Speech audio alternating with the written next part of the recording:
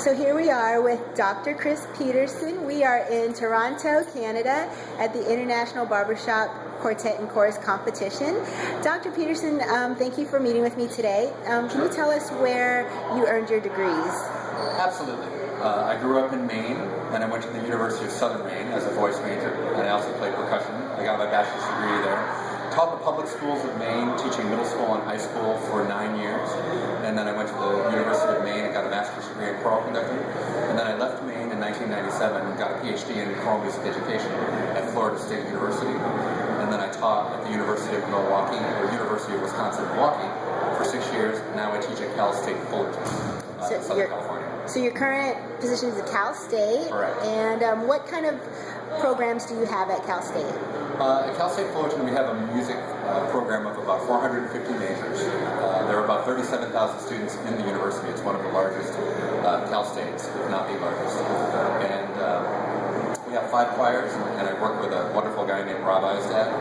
And I do the large mixed choir and the men's choir, and teach choral music education. So I train students to be teachers in the public schools. Nice. So you do standard choral literature, but you're here at a barbershop convention.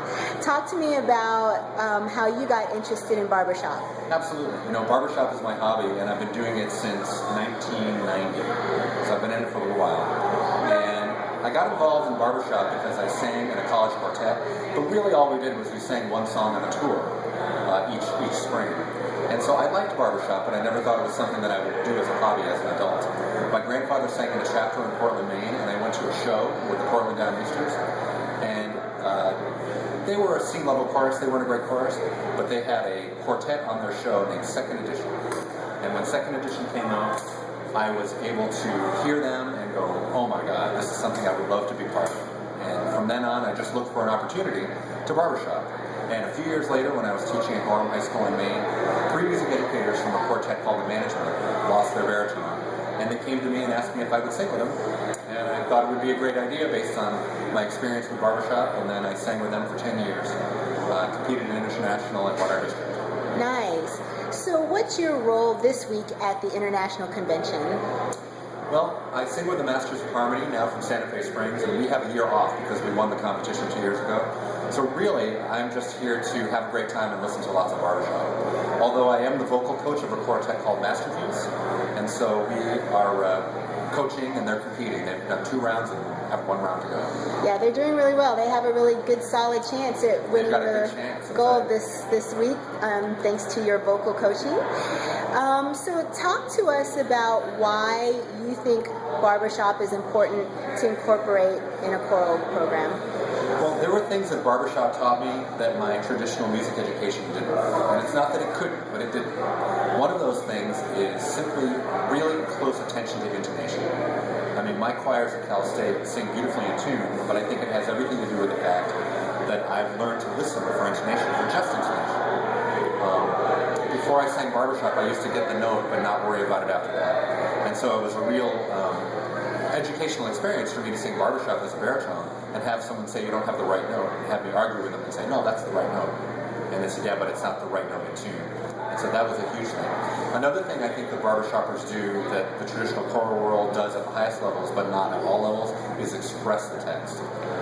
It's expression and interpretation and communication with the audience. We have a lot of traditional choirs that sing the right notes and rhythms, but they feel that that's all they need to do.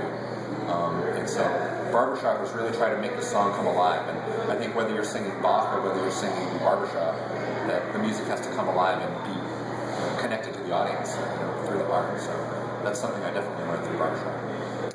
If there was a choral director, high school, college director that maybe didn't know much about barbershop or had a maybe not so favorable opinion, what kind of advice would you give them? Well, one thing I would do is I would just let them know that it's an art form, like any art form, you can find it done at the highest levels and at the lowest levels. And I would say, if you don't like it, find some examples of the highest levels. And so the wonderful thing about our Barbershop Harmony Society is they have videos of everything. All the way back to when video started, we have videos of great quartets and great choruses. The next thing I would do is I would probably give them some recordings rather than have them seek them out. Just say, listen to these guys, or maybe give them some videos. if there's a great quartet in your area or in your district, maybe try to incorporate them onto a concert and bring them in. I wouldn't try to spread barbershop with lower level groups, because while they're fine, they don't make people want to do it the same way I had to hear a great quartet before I got bitten by the bug. Right. Yeah. Well, I really appreciate your time. I know you've got to get backstage right now and coach Masterpiece, hopefully towards first place. We hope so. Placing, and I thank you so much for Thank your you, Priscilla. This was fun. Keep up the good work. Thanks.